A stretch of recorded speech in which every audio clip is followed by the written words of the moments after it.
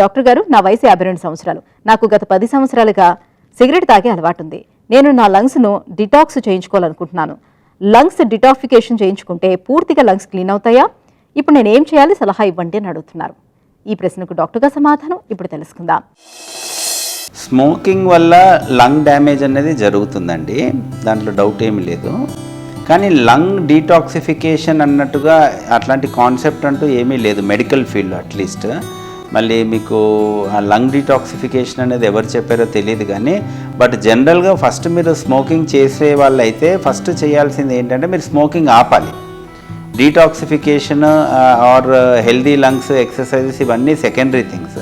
First చేయాల్సింది ఏంటంటే మనము స్మోకింగ్ ఆపాలి. స్మోకింగ్ ఆపితే మన లంగ్స్ దానంతకు అది క్యూర్ చేసుకునేంత కెపాసిటీ దానికి ఉంది. సో ఎనీ డ్యామేజ్ అయినా కానీ అది ఓన్గా హీల్ చేసుకునేంత కెపాసిటీ ఉంది. So we have to allow our lungs to heal itself. So detoxification అంటే ఫస్ట్ థింగ్ యూ చేయాల్సింది ఏంటంటే స్టాప్ స్మోకింగ్.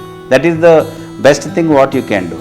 రెండోది మనం హెల్దీ ఫుడ్ హ్యాబిట్స్ అంటే పర్టికులర్గా ఆక్సిడేటివ్ స్ట్రెస్ అట్లాంటివి మనకి ఆక్సిడేటివ్ స్ట్రెస్ లేకుండా ఉండేదానికనేసి యాంటీ ఆక్సిడెంట్స్ ఉన్న ఫుడ్స్ ఎక్కువ తీసుకోవాలంటే ఫ్రెష్ వెజిటబుల్స్ కానీ, ఫ్రెష్ ఫ్రూట్స్ కానీ, ఫ్రెష్ ఫ్రూట్ జ్యూసెస్ కానీ, లేకపోతే మీరు గ్రీన్ టీ కానీ ఇట్లాంటివి తీసుకుంటే యాంటీ ఆక్సిడెంట్ ఎఫెక్ట్ వల్ల కొంచెం మనకి లంగ్ రిపేర్ అనేది త్వరగా జరుగుతుంది. కానీ యాజ్ సచ్ డీటాక్సిఫికేషన్కి మందులు కానీ దానికి డ్రింక్స్ కానీ అట్లాంటివి ఏమీ లేవు. బట్ ఫస్ట్ చేయాల్సింది మీరు ఏంటంటే స్మోకింగ్ స్టాప్ చేయాలి.